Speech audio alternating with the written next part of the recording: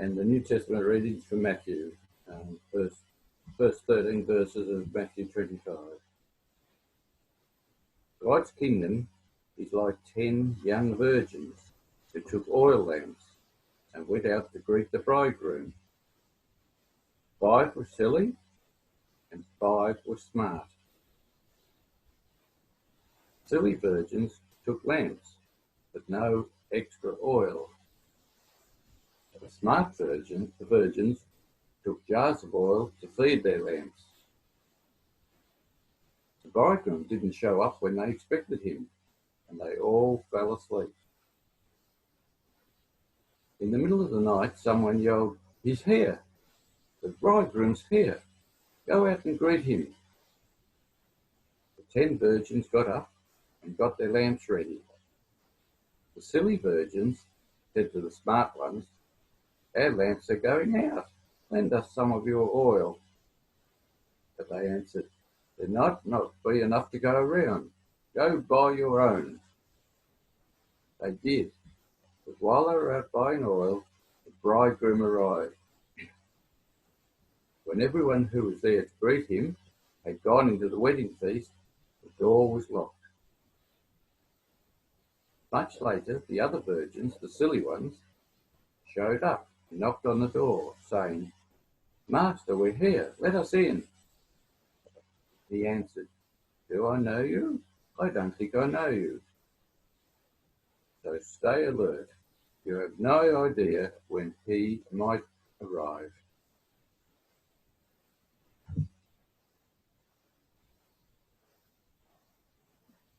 Thanks, Russell. It seems to me that today's Bible readings are about choice and the choices that we make, how we will live, who we will serve. And this year, all of us have had choices to make.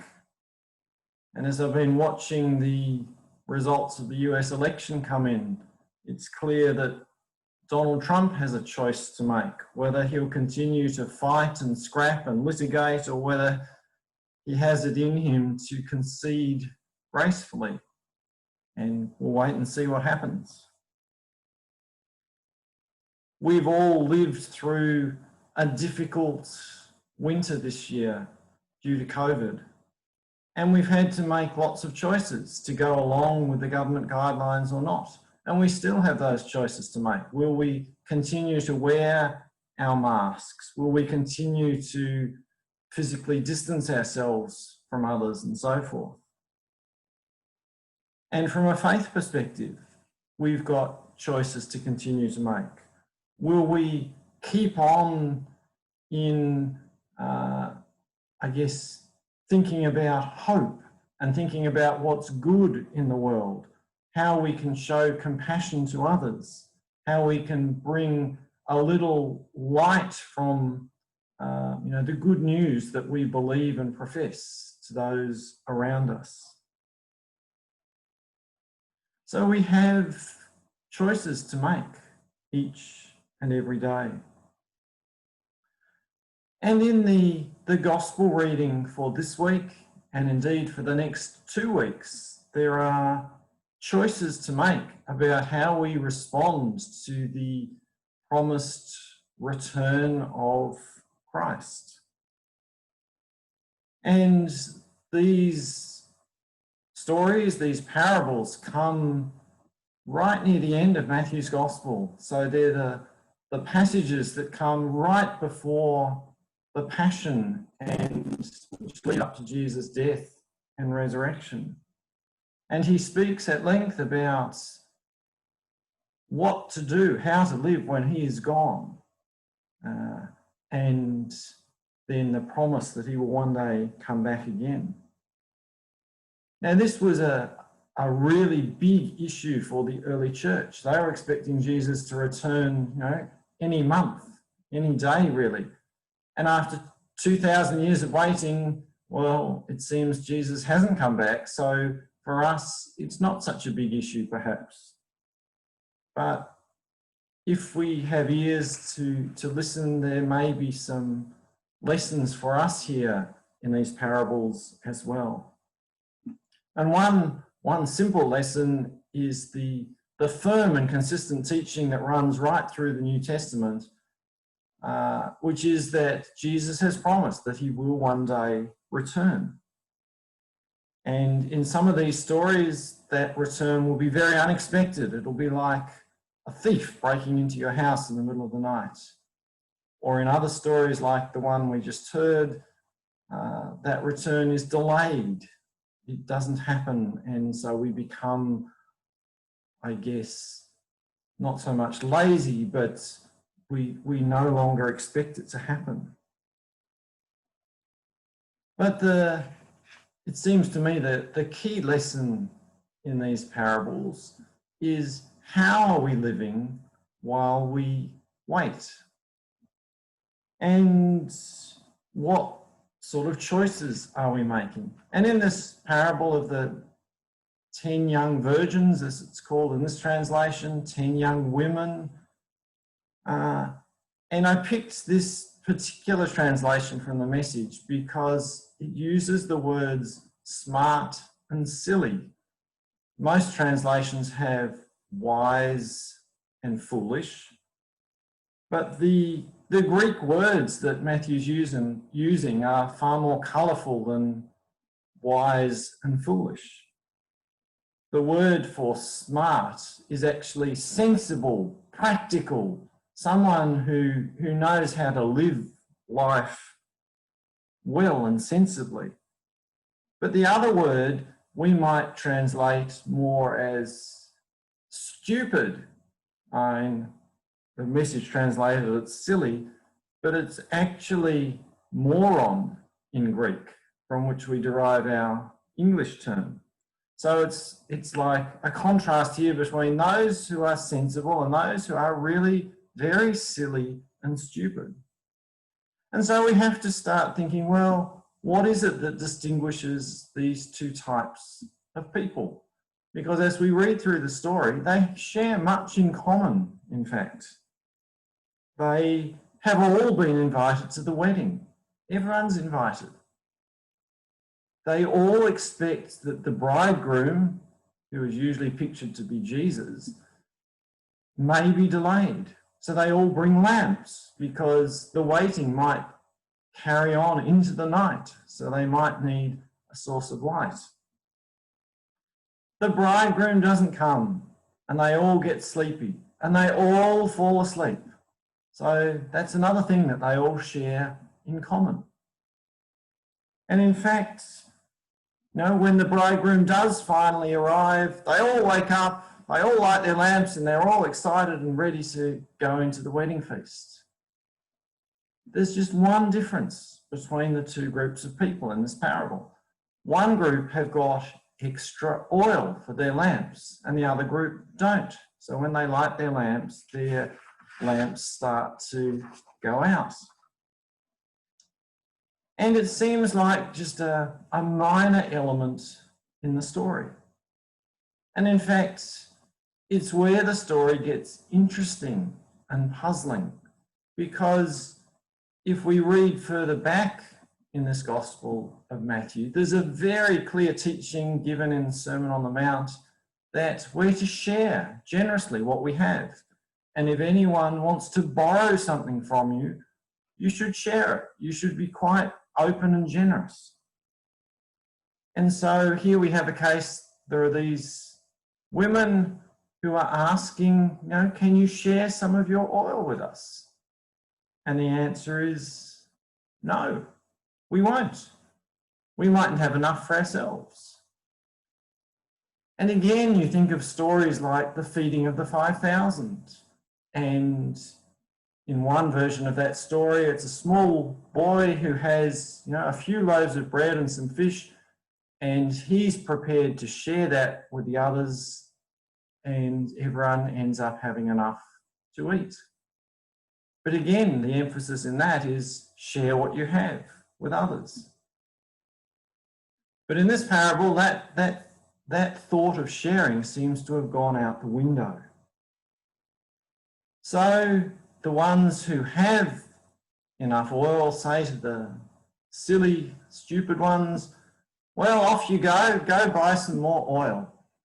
And we imagine this is happening at 2 or 3 in the morning, and it's like, seems such a silly thing to suggest. Where are they going to go at that hour of the night to go and find more oil? But off they go anyway. And then in the meantime, the bridegroom arrives with his entourage. There's lots of excitement, meets the other group of women. They all go into the feast together, and the doors are locked. Then the silly ones come back. We're not told whether they actually found any more oil for their lamps, but they come back, they knock on the door, and then I think the most chilling words of this parable are, "I don't know you. You can't come in." And again, if we look back to Sermon on the Mount, these were words that were spoken by Jesus of people who claimed to be his followers, who may have even done things in his name. And Jesus says, well, I never knew you. And so this perhaps points us in the direction of why were some sensible and why were some silly in the story? And what does it mean for us to be sensible in following Jesus as opposed to silly? And perhaps it comes down to, what is the oil? What is the thing that the sensible women have that the silly ones don't have? And in Jewish culture, so the culture in which Jesus is speaking, oil sometimes represents study of the scriptures, study of Jewish Torah. So perhaps some have studied God's word and it's kind of been written on their heart, and others don't. Perhaps it's our personal faith, that some have personal faith in Jesus and his message and his way of living, and some don't. And in some ways, my faith, your faith is personal. You can't actually give it to another person. You can encourage them, you can try and inspire them in their faith, but faith ultimately is something fairly personal that only you can hold for yourself. This idea of going off at midnight or 2 a.m. to go and find more oil, in some ways is such a silly thing. But sometimes our lives are full of silly things. We can go off chasing windmills, if you like. We can go and chase perhaps happiness and fulfillment in not very helpful places. So that's, again, something that we might want to reflect on individually. But when I've reflected on this story during the week, it seems to me that the most foolish aspect, the silliest aspect of one group of people was not to be personally known to the bridegroom. Because if they just hung around and the bridegroom had arrived, if he had known them, he would have let them in to the feast. And so the warning, and I guess it is a warning and it's quite scary in a way, is we need to be known to the bridegroom. We need to be personally known to Jesus, who can let us into God's kingdom. And so how might we go about that? Because I don't think Jesus wants us all to become anxious and worried and, are we known to Jesus or not? And will we eventually be invited to be part of his kingdom? Because that would lead us to a very fearful or anxious way of living our faith. And I don't think that's what Jesus wants at all. But coming back once again to this Sermon on the Mount, and it seems to me there's lots of tie-ups between the parable we're looking at today and that Sermon on the Mount. But I'm sure you're familiar with the story, if not the song, about the wise man built his house upon the rock, and the foolish man built his house upon the sand, and the rains came down and the floods came up, and the house either stood firm or it crashed. It's interesting that, again, we normally translate the words in that story, the wise builder and the foolish builder. But they're the same words used in our parable today. It's the sensible builder or the silly, stupid builder. Who would go and build a house on sand with no foundations? That is rather silly or stupid. And the message of that story back in Sermon on the Mount was it's one thing to hear the words of Jesus, and lots of people heard the words of Jesus and the message of Jesus, but the wise ones, the sensible ones, were the ones who took it to heart, the ones who built their life, if you like, on that teaching of Jesus, who put it into action, if you will. And so Jesus says the ones who he acknowledges, the ones he knows by name, are the ones who do the will of God. And we'll hear in a couple of weeks another, in some ways, scary parable that again you'll be familiar with, of sheep and goats. And some people seem to be acceptable and others aren't. And no one's quite sure. Everyone's scratching their heads as to, well, how come some are in one group or in another? And it comes down to how we're living. How are we living out our faith? And so it's I guess, a decision that we all make every day in terms of how we live.